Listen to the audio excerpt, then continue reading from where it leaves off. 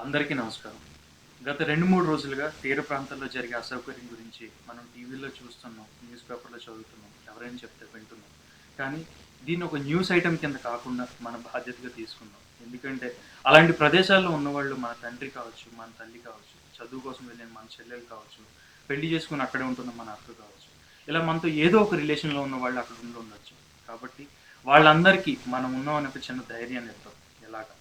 అంటే మనం రోజు ఖర్చు పెట్టే డబ్బులో కొంత పక్కకు తీసి ఇదే సీఎం రిలీఫ్ ఫండ్‌కి గాని, లేదంటే మనం ఏదో విధంగా ఒక టీమ్ కింద ఫార్మ్ అయ్యి వాళ్ళకి అవసరమైన కనీస అవసరాలు తిండి గాని, భోజనం గాని, బట్టలు గాని ఏదో విధంగా వాళ్ళకి సహాయం చేయాలని మనస్ఫూర్తిగా కోరుకుంటున్నాం. ఎందుకంటే మనం ఉన్నాం అని చెప్పి ఆ 2 మాటలే వాళ్ళకి చాలా ధైర్యాన్ని ఇస్తాయి. కానీ ఇప్పుడు వాళ్ళతో మాట్లాడడానికి కమ్యూనికేషన్ అది లేదు కాబట్టి రేడియో ట్రాన్స్‌మిటర్ల ద్వారానే వాళ్ళకి కమ్యూనికేషన్ అందజేస్తున్నారు కాబట్టి మనకి మనకి సాధ్యమైనంత వరకు మనం వాడకుండా పడేసిన రేడియోస్ ఉండొచ్చు. లేదా మనం ఒక రూ. 50, రూ. 100 ఖర్చు పెట్టేసినా చాలా రేడియోస్ వస్తాయి. అవన్నీ బల్క్‌లో కొంటే ఇంకా తక్కువకొస్తాయి కాబట్టి, అలాంటి ట్రాన్స్‌మిటర్‌లు కూడా వాళ్ళకి డొనేట్ చేయాలని మనస్ఫూర్తిగా కోరుకుంటున్నాను. ఆ విధంగా వాళ్ళకి మనం ఉన్నాం, మనం వాళ్ళ కోసం ఎలాంటి ప్రికాషనరీ మెజర్స్ తీసుకుంటున్నాం అని వాళ్ళకి చెప్తే వాళ్ళు ఇంకా ధైర్యంగా ఉండటానికి ఆస్కారం ఉంటుంది. ఇదంతా మీ చేతుల్లోనే ఉంది.